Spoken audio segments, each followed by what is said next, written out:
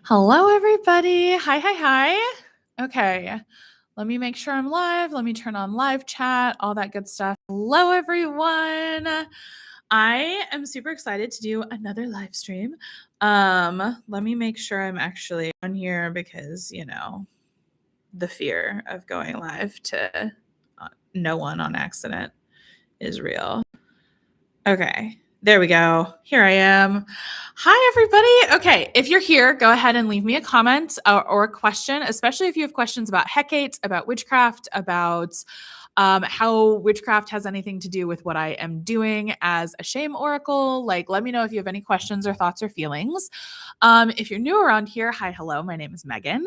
I am a shame oracle, which basically means I'm a psycho-spiritual healer. I use psychology and spirituality, especially like witchcraft style things, to help people with shame specifically. Because not to brag, but I did have a therapist tell me once that I have a shame-based personality.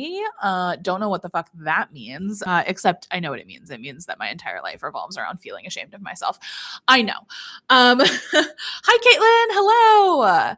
Hello. So today I thought I would tell you who Hekate is and how I met her, because it's a wild story. Like, it's kind of crazy to me that this is how I came to work with Hekate as a deity in my witchcraft and whatnot. Yeah, what does deity work like for you? I will remind me to come back to that, Caitlin, because I will talk about that. But first, I want to tell you how I got introduced to Hekate. Some people call her Hekate or Hekate, Hekate. Hekate is how I first heard her name, so that's what I'm using for now. So where did I first hear her name? I first heard of Hekate for the first time ever, and I was very into Greek mythology and whatnot in middle school, as most autistic kids are. But I hadn't heard of Hekate until when was that? Probably 2018, maybe 2019, when we started a Dungeons and Dragons campaign, which is so like funny to me.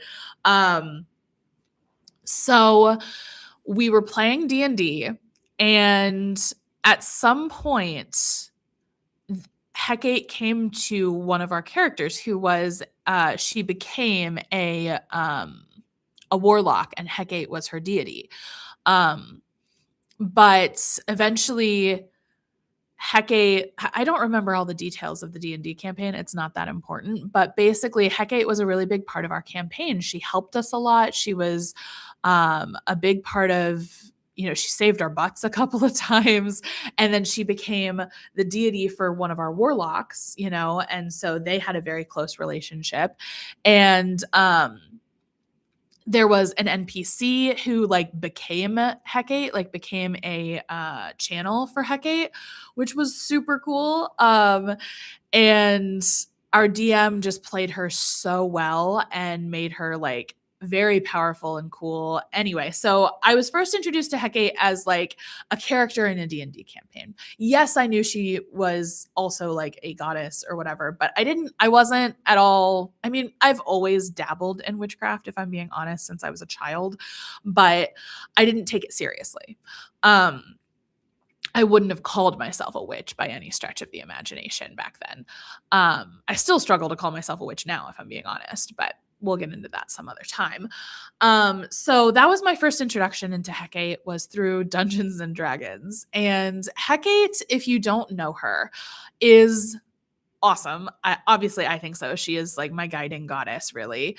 But she is the 3-in-1 goddess, which kind of makes sense that I would like her because I grew up Catholic, and we grew up with the Father, Son, Holy Spirit. So the 3-in-1 is not new to me.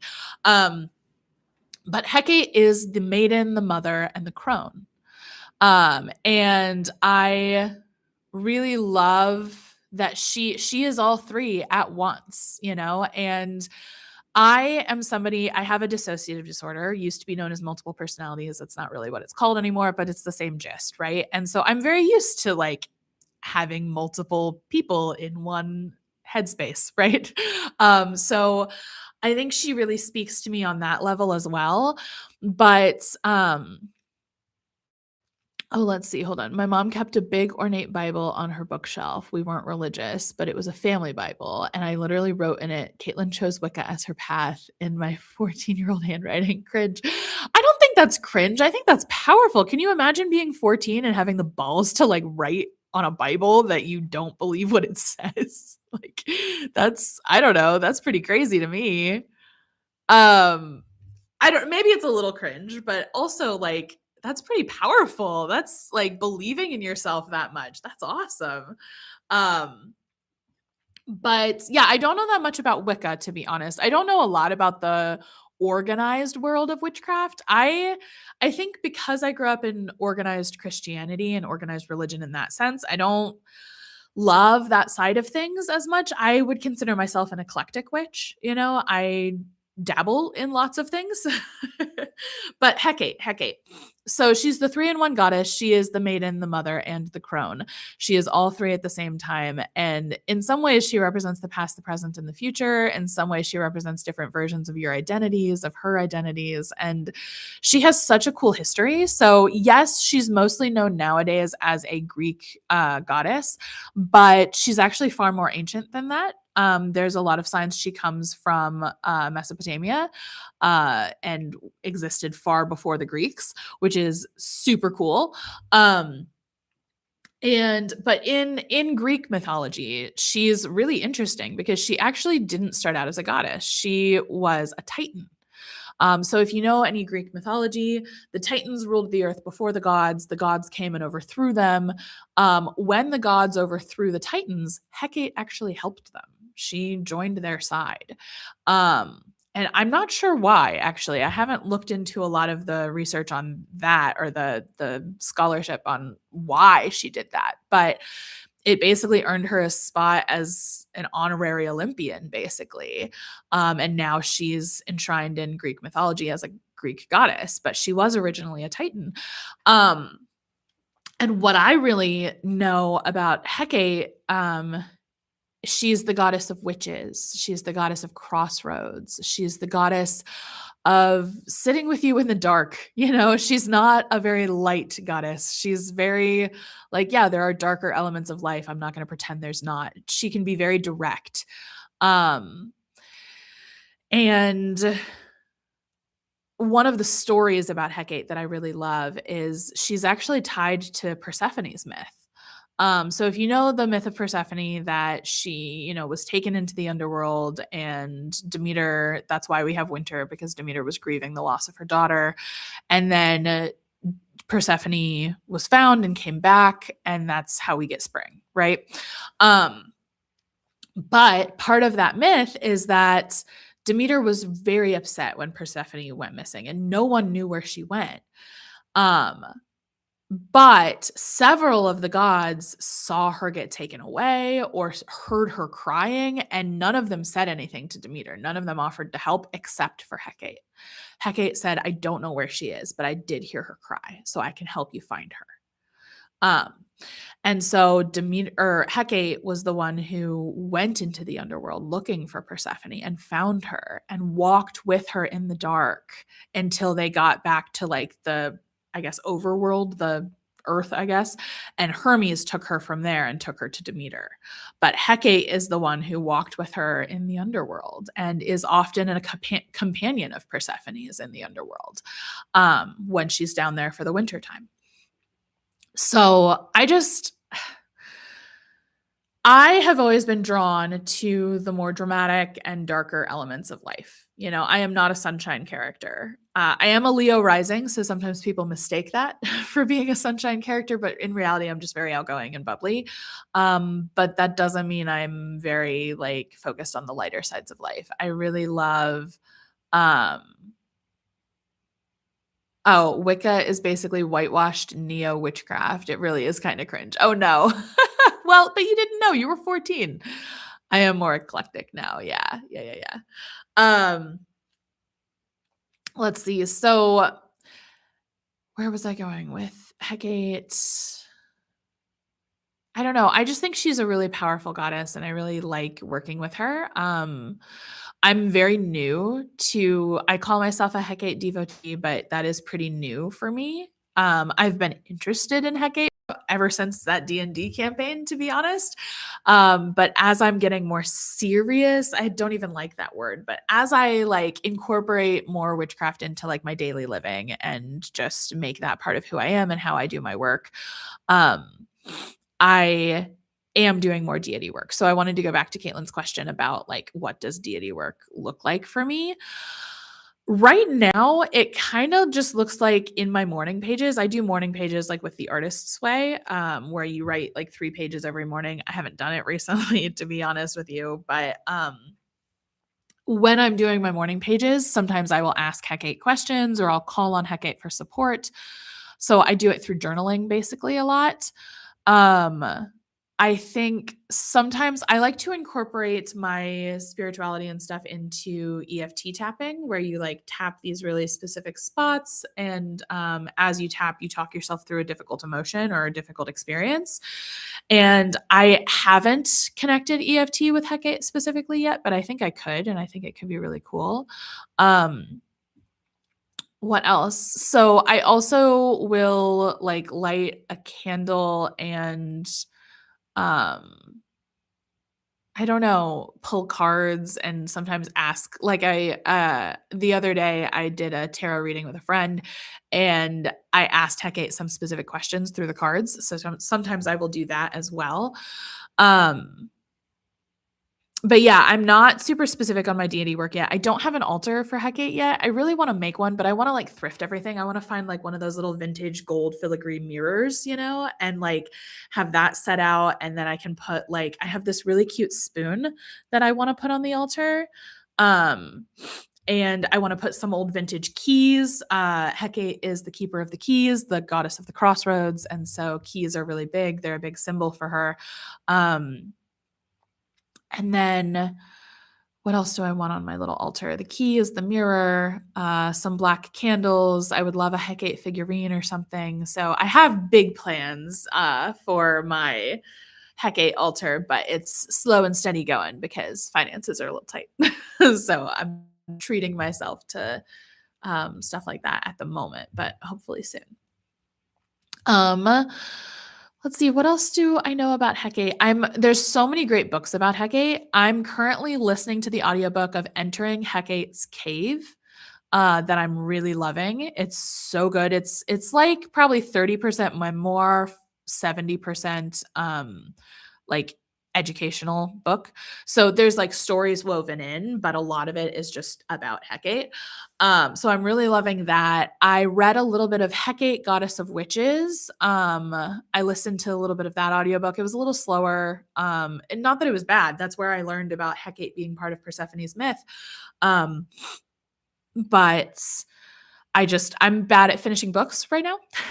If y'all don't know, I also have ADHD and yeah, it makes reading really difficult, unfortunately.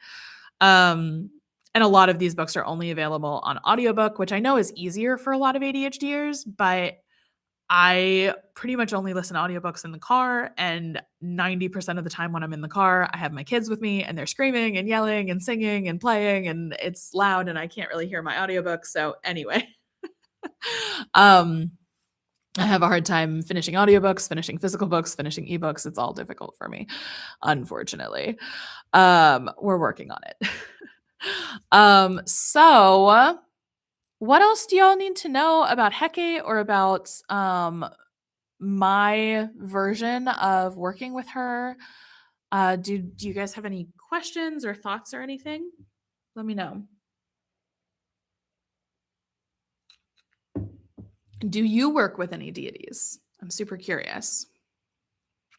I think a lot of my deity work is very intuitive. It's very much like trying to connect on a personal level. Like, I don't want to just be asking my deities for favors. This is kind of the way I grew up in Catholicism, was like, you don't just ask God for favors. You also have to express a lot of gratitude.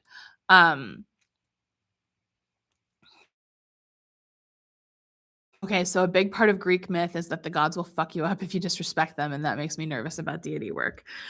I think And this might be a little disrespectful, so hopefully I don't get fucked up. But I think I choose to believe that the gods, goddesses, deities that I work with, that I feel called to, are not vengeful for the sake of vengeance.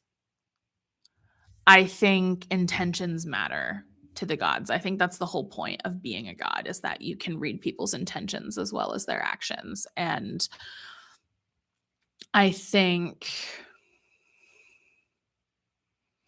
I just choose to believe that if I'm partnering with a deity, that we're partners and they're not going to smite me out of nowhere, that we can work on it. I don't love this idea of deities being like all powerful, disconnected beings. I prefer to think of deities as the energetic embodiment of an archetype that lives in all of us in various ways, I think. Yeah, the energetic embodiment of an archetype, not a stereotype, an archetype. And I think if you're willing to listen to your intuition and you're willing to put yourself outside of your comfort zone for your deity, if you're willing to try, I think it can work. But I don't know. Like, I probably wouldn't have one of the big three as one of my deities, like Zeus or Poseidon or Hades, because of that, because they do tend to have some very large reactions. And I think that would make me nervous. But Hekate is a dark goddess of,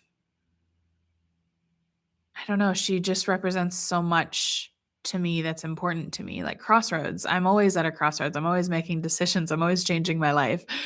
And she's the 3-in-1, and I have a dissociative disorder. Like, there's just so many things that bring us together that I feel like okay, here's something that might be helpful. I feel like I owe her gratitude regardless.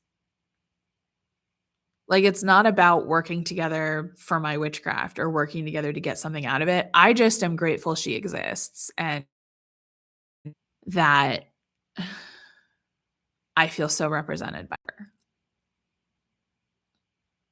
Yeah. And I feel like I just owe her some gratitude just for existing in a way that makes me feel so seen. Yeah, I love that. Yeah, and frankly, I am a very, very baby witch. So please, if you have concerns about working with a deity, then maybe don't yet, or maybe do more research into those deities, that kind of thing. I would say my main deities right now are Hecate and Mary Magdalene.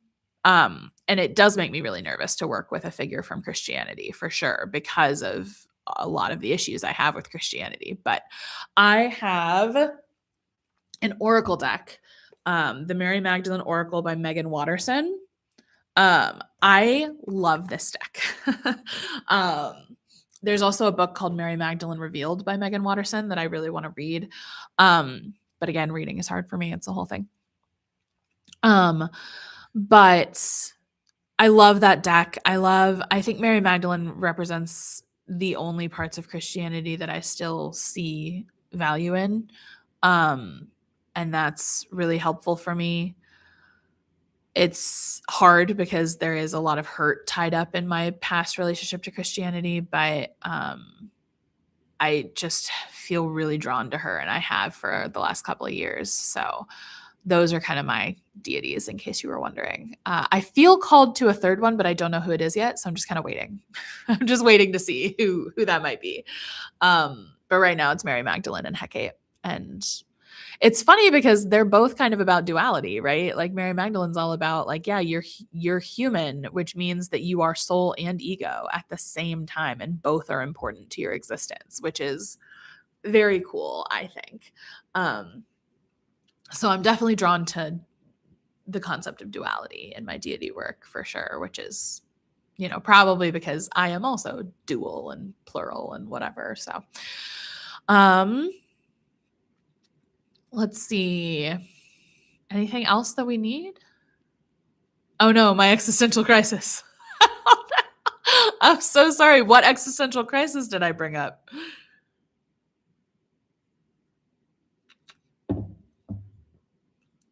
Sorry about that. um, but yeah, that's who Hecate is. That's how she revealed herself to me. Oh, soul, want things, ego, overthink it. I don't think it's that way. At least that's not how Mary Magdalene talks about soul versus ego. The ego is the part of you that wants to matter here on earth, and the soul is the part of you that wants to matter beyond the material. And neither one of those things is bad, right? Because I feel like the way you framed it, like soul is wanting things and ego is overthinking it. And I feel like that kind of frames both of them as bad, or the ego is bad and the soul is good, or whatever. But I think Mary Magdalene would say, like, yeah, the ego, when it runs the show by itself, is not helpful, but also the soul, as a human, your soul can't run the show by itself. You need your ego as well. And that's just like how humanity works. It's one of the reasons I really love Mary Magdalene and this deck and Megan Watterson's interpretation, because I mean, I could be misinterpreting this, but Megan Watterson kind of attests that Mary Magdalene is sort of, she worships humanity. I mean, she worships God, obviously, but Jesus was proof that humanity is holy as it is, which is crazy. So I don't know how much I believe in a lot of Christian stuff anymore, but I do really love Mary Magdalene's take on it, to be honest. So, or at least Megan Watterson's take on Mary Magdalene's take. Okay, well, we have been going for about 22 minutes, and that seems like plenty to me. If you have any other questions, or if you're watching this replay and you have questions, drop them in the comments. I would love to answer for you. And thank you so much to Caitlin for asking such lovely questions. Thank you to everybody who's every day for the next week at 9 a.m. Eastern. And I will see you tomorrow. What are we talking about tomorrow? I don't remember off the top of my head. I think we're talking about how shame is not the bad guy, which I'm really excited for. I actually have an event coming up in April. If you want to check that out, I believe the link is in the description. And I am super excited for the shame is not a bad guy, not the bad guy event. But also we'll talk about it more tomorrow. So, all right, I will see you all then. And thank you so much for coming. Bye.